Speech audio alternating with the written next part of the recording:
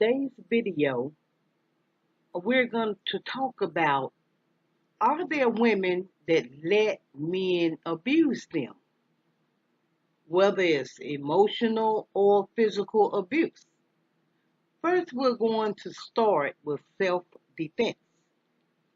If you've ever yelled at your partner, participated in an intense argument, or used physical force, there are certain instances where this would not be considered abusive.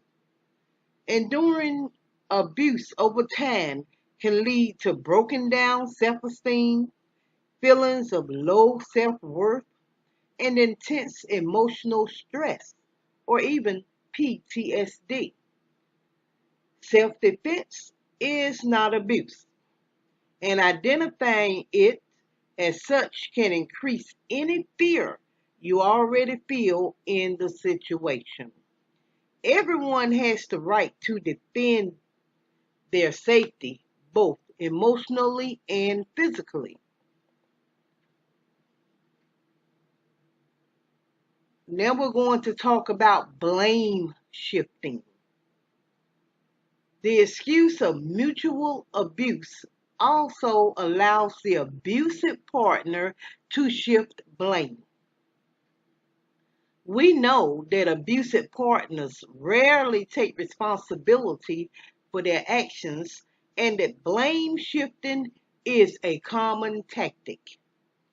If your abusive partner is claiming that you are equally or more responsible for an incident or that you too were abusive, this is their way of manipulating you into believing you did something to deserve this treatment. Believing you're at fault helps the abusive partner to continue to have control and often leaves you feeling as if you're the one who needs to make changes.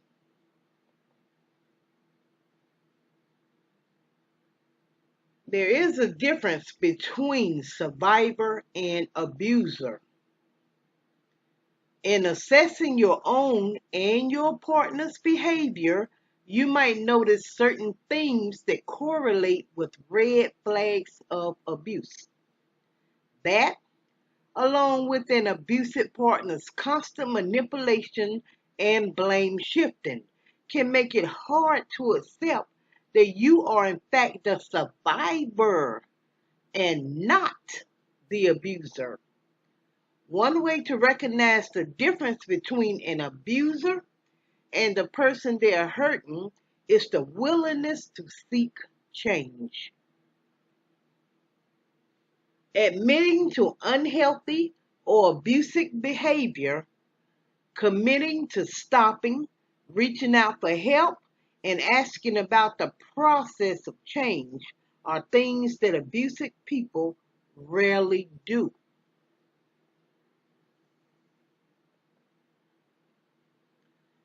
In the following video, Matthew Hussey of Hussey Retreat explains why men treat women badly.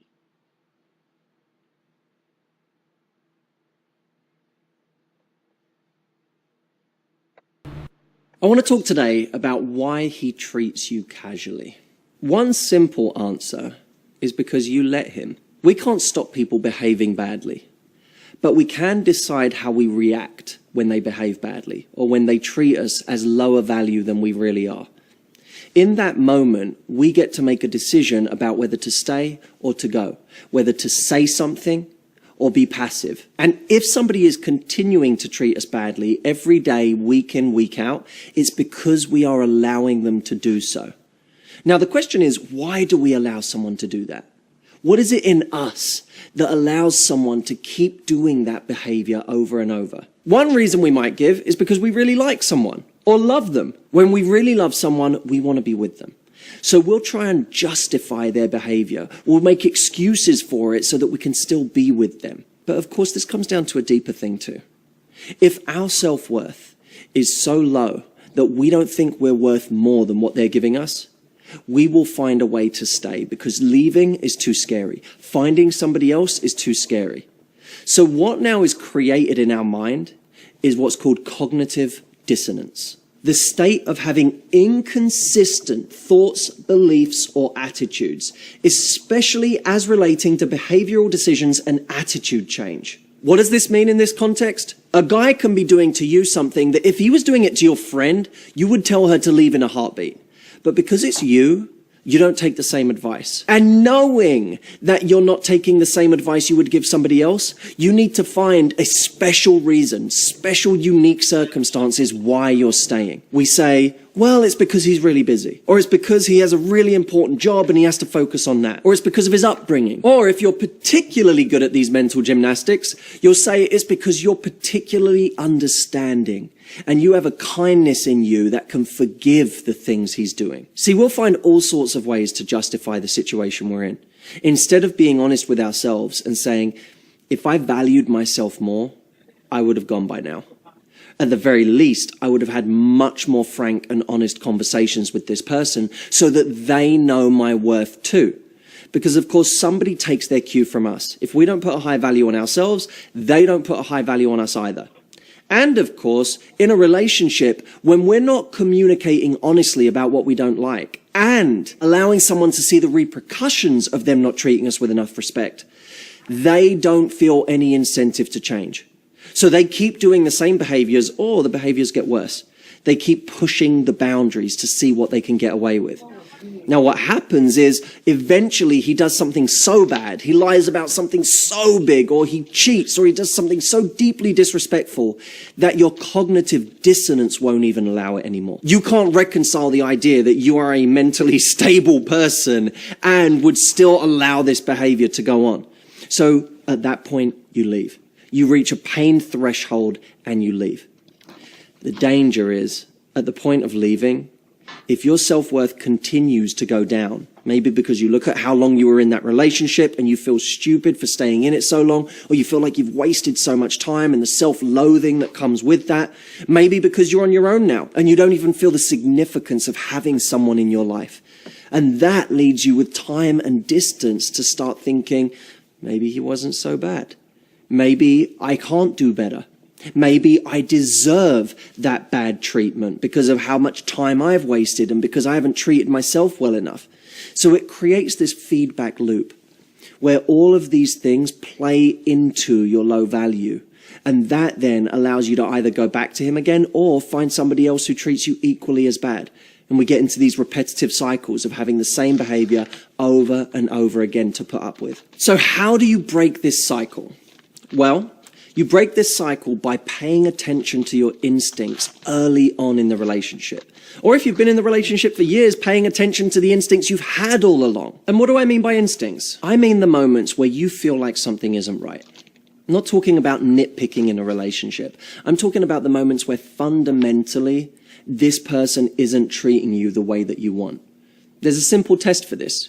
When you think about your ideal partner, the man you want to spend the rest of your life with, and how he treats you, the level of worth, the level of value he places on you, is the person in front of you giving you that? Or are they valuing you less than your ideal partner would? See, it's not enough to have instincts. Many of us have these gut feelings that we're in the wrong place, that we're making the wrong decisions, that we shouldn't be with this person, but we don't act on them. We continuously act against our instincts. So when people say trust your gut, they're only talking about half of the puzzle. The other half is actually being able to act on your gut, is having the strength and the courage and self-worth to do what you know you should do. And the irony is, of course, that many of us, when our self-worth is low, we begin to trust our instincts less. So even our instincts don't give us clear signs anymore because we haven't got the trust in ourselves to make the right decision. The reason I created my retreat program is to solve this problem. To transform people's sense of self-worth once and for all, so that not only did it clarify their instincts, not only did they begin to trust their instincts more, but when they had that gut feeling, they actually had the power to act on it. That's how we level up in life. We do things that are frightening, we do things that are scary, because we know they're the right thing to do.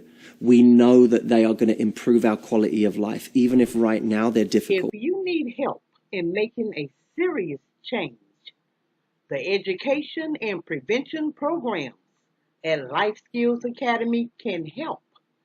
go to lindamcqueen.org.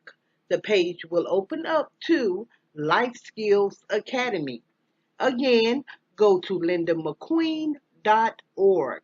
The page will open up to Life Skills Academy. While you're there, please take advantage of our forums, chats, group meetings, webinars, and hangouts. If you have any questions, please email us. A link to the website and email address will be provided below.